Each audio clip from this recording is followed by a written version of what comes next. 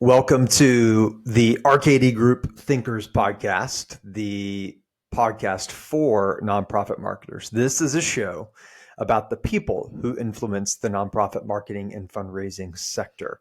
Unlike shows that talk about the craft of fundraising, we focus on the people, the pioneers, the thinkers, as it were. And we dive deep into the inspirations and motivations behind the brightest minds in and around the nonprofit sector. Listen, we love our listeners, our audience, and we love connecting with folks. And so that includes hearing from you. So if you like this episode, be sure to give us a review on whatever platform it is that you are tuning in and checking us out. This episode in particular was recorded in front of a live audience, which included Arcadians and some of our clients as we were at an offsite retreat. And so we wanted to create space for our guest to unpack his life and his mindset. And Ronnie, I'm so glad that we did. Yeah, totally. I mean, and I don't think we could have picked a better guest to do in front of a live audience. So it was fun and exciting. And our guest is Tim Lockie, who he's CEO of the Human Stack, and he's a nonprofit tech consultant. Although I think he would probably call himself a nonprofit human consultant, because that's the essence of what he does, is helping the management and the human side of any kind of tech implementation. So we talked to him about his career and how he started helping nonprofits implement Salesforce, and then realized it wasn't so much the tech, it was the other side that needed some work. And that's brought him to where he is today. And what really stood out to me in the conversations, there was a point I asked him why he's so happy all the time, because whenever you see him, he's so happy. And it went a little bit unexpected turn, and he started talking about some of the challenges he's faced with mental health. And it was just a reminder to me of that we don't always know what's going on beneath the surface. And getting to talk to Tim later at dinner and everything is just a delight to get to know him a little bit better. Yeah, I was a little taken back whenever, and I guess it sounds like you attacked him. Why are you so happy? Which it wasn't that sort of a space. But for those that are about to tune into this episode, one of the things that I think we truly love about Tim is how all of his life experiences have helped form the way that he approaches his work. And it is so evident in the way that he leans into helping people and sharing stories of people. And I can attest to, on a Saturday afternoon, opening up LinkedIn and seeing Tim raise a voice of someone who's having a problem with a tech platform and asking people in the community on how they can jump in and help, and seeing someone overcome a challenge Saturday afternoon that they've been so frustrated by. And so it's such a delight. And this episode is truly a delight. So without further ado, our first ever Thinkers Live with Tim Lockie of the Human Stack.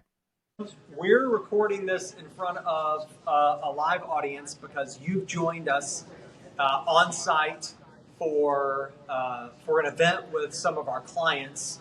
And this is the first time that we've ever had a conversation like this in front of people. So I don't know what to expect, honestly. Me either. But it's in a food bank. So what you can't see is there are Arcadians and food bankers. There's a wall of windows there. And outside of those windows, there is all of this food and all of these Disney murals. And it is one of the most incredible operations. They do 300,000 meals every day out of just this place right here.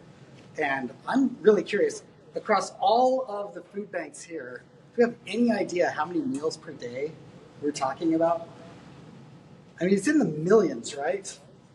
We got 300,000 from just this Easily one. in the millions. Just blowing my mind. Yes. That's incredible. The work that these organizations do, you talk about meeting need and leaning into compassion and cause.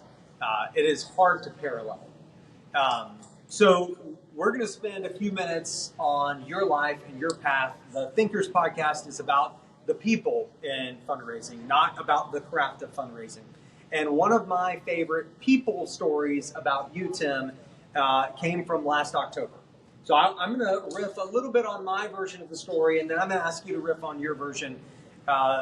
Myself and members of RKD's team, we were a part of the behind-the-scenes work on the Fundraising AI Global Virtual Summit that occurred last October. It was the inaugural summit. You had 6,000 plus folks that were tuned in, and it was a 2-day event. And on the morning of the second day, 1 hour before going live globally, we received a note from our then scheduled keynote speaker that they had a conflict. You're 1 hour from a global event, from like pressing go and broadcasting across the entirety of Earth, and you have someone bail. And so we had to quickly think about what we could do in that scenario. And behind the scenes, we had a team on a Zoom meeting, and while everyone was talking on the Zoom meeting, I said out loud, I'm just going to call Lockie. And so they're all on Zoom, and then I called you, and so I'm going to hand it to you, and I want you to explain, like, from that moment on, like, what was happening when you received a call from me asking you to deliver a global keynote in, half an hour. That was incredible. I was out to breakfast with my family about 10 miles from my house. At my brother's restaurant, having breakfast with my family, and I got the call from you. And what you don't know, I don't think I've said this until now, is I wanted to speak at the Fundraising AI conference so bad. And Mallory, who is putting a lot of the speaker work together, texted me and said, I would love to have you as a sponsor. We have so many speakers, and right now all of them are white guys. And I was like, done. How can I support that?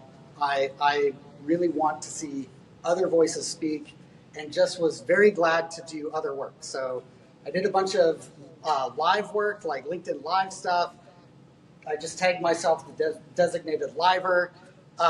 And I was actually really excited about who was speaking. And so my first thought was, I'm really disappointed they're not going to be there, because we do need to hear her voice. And I really wish that she had spoken. And my second thought was, I can't wait to speak. So I had both of those thoughts. And then my third thought was, can I even make it home in time to speak about this? And I think it all worked out. My wife drove. I pulled up my phone and I made an entire deck out of a previous keynote, and just made some stuff up, and it was really simple and worked out really well. I was really happy to do it, and didn't have time to get nervous. So that was like perfect. So I just can't believe you answered the phone. Like you're at breakfast with your family, and you answered my phone call, and I appreciate that on behalf of like the community that was putting that on. And everybody here would answer a call from Justin McCord, right? Like that's just, yes, I see those hands. Yeah. So of course, it was great. Yeah. And what anyone watching the summit would have no idea that any of this happened, because you pulled it off so smoothly and just looked like you belonged. No scramble, no panic. What do they call it? The duck paddling under the water, but you don't say what's happening on the surface, right? Tim, I've seen you in that. I've seen you on your designated liver videos. You always seem so almost like relentlessly happy and outgoing and upbeat and outgoing. Why are you so happy? Why are you? Great question, and I like the laughter. It's true. So I'm going to say conflicting things. I struggle with chronic depression, and I am an eternal optimist. Those actually work well together. I don't know why. It doesn't make any sense, but they do, because here I am doing both. And a lot of that is that I've chosen to work in fields that drive that optimism. I see amazingness every day among the people I work with. I'm here in a food bank where we feed 300,000 people per day. Not me, but that's what's happening here. And it's a normal day. Like today, 300,000 people got meals because of this place. And this is the space I work in. And that really does drive a sense of we're going to get through the craziness happening in the world because of who we are, not because we're going to find some amazing idea or it's going to be because of human connection. And I align with that connection as much as possible. So that's one. I would say that it is. I am incapable of showing up not authentically. And then the other reality is, and I put this out on LinkedIn, when I can't show up that way because I'm depressed or I've hit a day where depression's just kicking my ass, I'm committed to saying that publicly because I don't face a lot of the stigma other people do. And so I want to do my part to say, it's safe to say, like, hey, I'm not going to make it out there today, guys. I'm canceling all my meetings, going to McDonald's because I got the palate of a 12-year-old, and I'm going to grab a Big Mac and just watch Avatar for the rest of the day. I'll see y'all tomorrow. And you cannot believe the amount of support people just throw in every time I do that. So if I can't show up authentically, I just own it, say what's up, and I get so much support for that. It's really incredible. So, how did the human stack come about? I mean, you're in Bozeman, Montana. It's not like the pinnacle of technology consulting. It might be, but how did this idea come about? Talk about a little of your path professionally to the human stack over the last couple of years. So this is the hardest thing I've ever done. I'll just say it this way. We don't know how to think about technology without thinking about technology, which seems really obvious, but when you're breaking into a new category, it just takes a lot of work. And I hope I'm up for it. And so I'll start with that. If I hit rewind a little bit, it does go back to a moment where I saw a statistic that said 90% of organizations collect data, but only 5% use that data to make decisions. And I'm not lying when I just say that affected me. I couldn't just go on. And it confirmed what I already thought. It's not like I hadn't been thinking. There's something around that, but that galvanized that idea that the real issue, the real thing we need to do is help people actually use data and use technology to make decisions, not just to collect data. And my background is in econometrics and economics, and so I think a lot about how systems work together and social engineering. I lived in a Christian commune for 13 years, so I know a lot about community, and then I worked for a religious order among the poor, and so because of that, I also have a deep respect for what it means to show up respectfully and help people. And so I think all of those things together, combined with technology, just didn't fit until I started asking these kinds of questions. Why aren't we thinking more about Nancy in Connecticut, who's just working so hard and doesn't get any recognition? And what are we going to do for her? And what if we could create a methodology that wasn't based around building technology, but was actually based around developing better habits? Almost like meeting people at the gym, right? 70% of people that have gym memberships don't use them. And if they meet someone at the gym, if they hire someone to go meet them at the gym, then they go and that person holds the clipboard and puts the weights on. I don't know what they do. I don't go to gyms, but this is what I hear they do. And there's a whole profession around if someone is there because we're herd animals, then we go and we can make it easier for people. And I just started to think, what if we started to center our professional work around our ability to change the habits of people rather than just change the technology for people? And Bozeman, because that's where I live, and this started with me, and I don't know why, but it did. And the human stack, the name, That came from We Are for Good. Anybody follow John and Becky from We Are for Good? Really amazing friends. I was on with them talking with John and Becky, and for a while I was going to just piggyback the name off of my old business called Now It Matters, and so I was just going to put human in front and come up with Humanity Matters, like Human IT Matters. I thought it was very clever. Thank you. I see some of those nods. And so I actually flew to Icon for the first time to ask Mallory Erickson and Tim Sarantonio if I should go Humanity Matters or the Human Stack.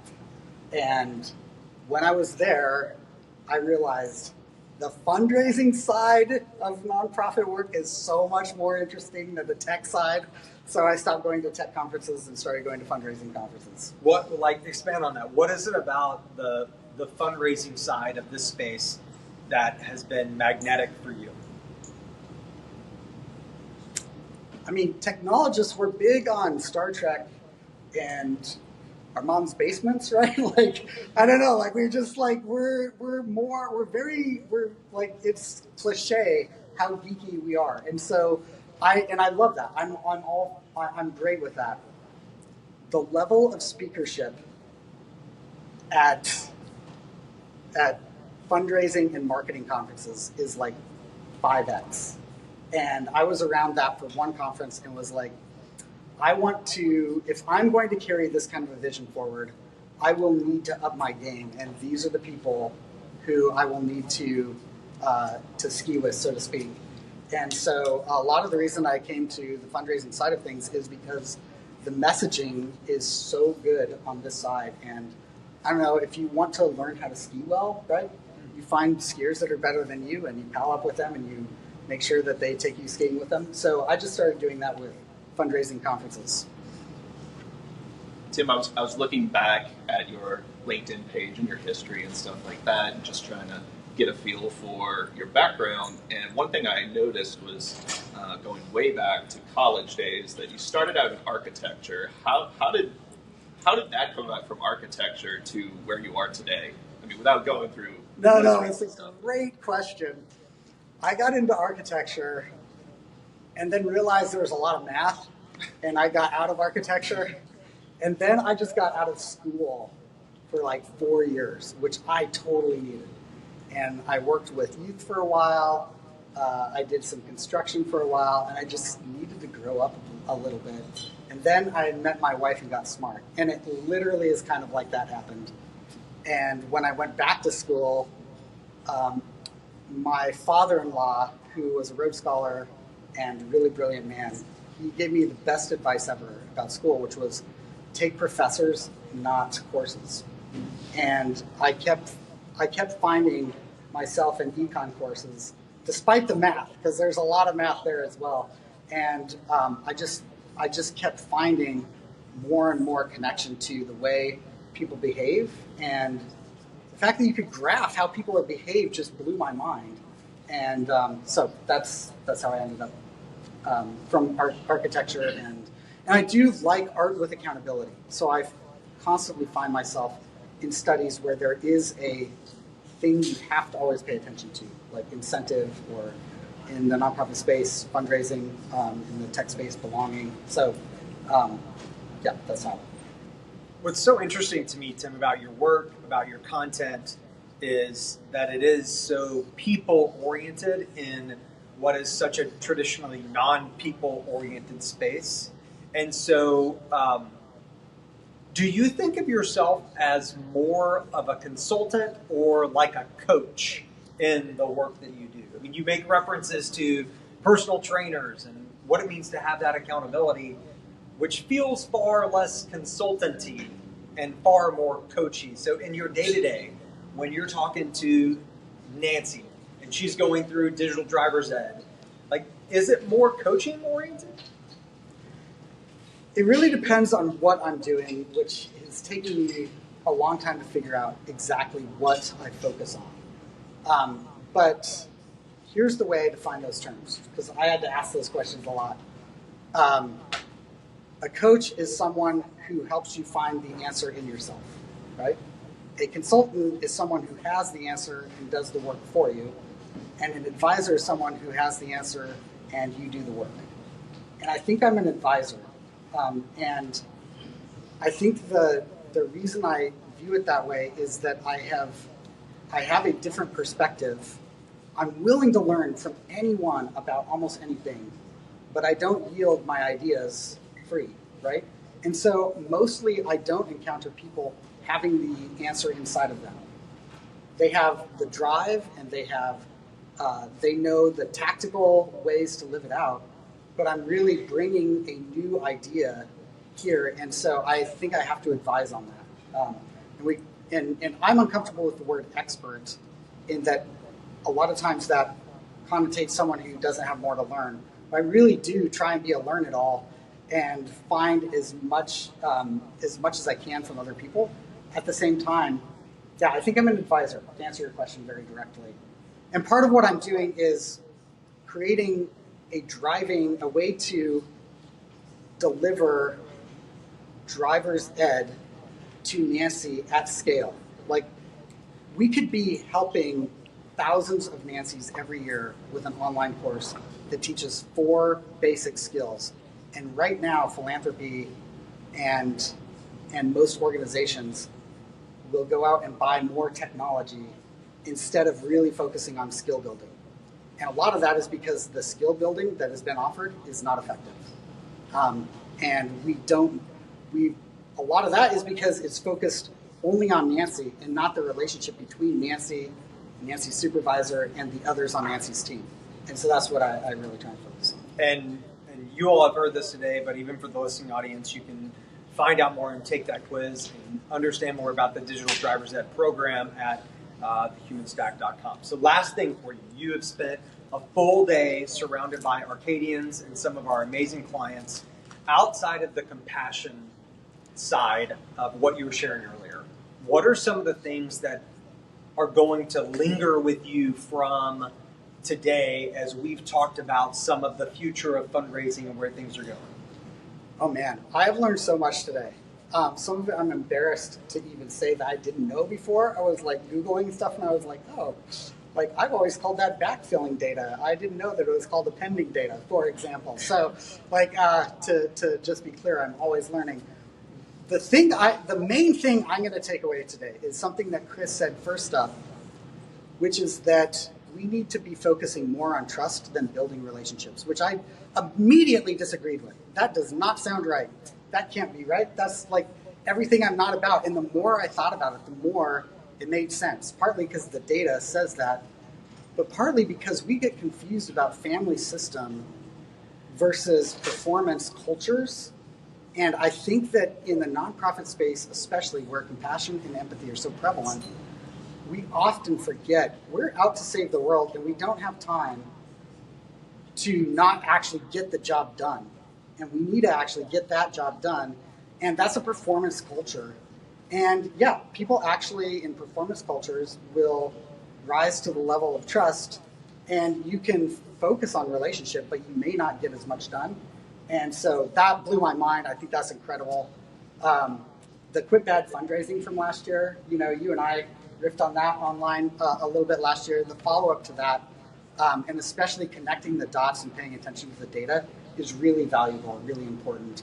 And then I couldn't even keep up with everything that T was saying, but it was like lifetime value. And like my takeaway from that was there are people that really think about data way better than I do, and that is incredible. And we need to get more of that into nonprofits and into my business specifically, which is not a nonprofit.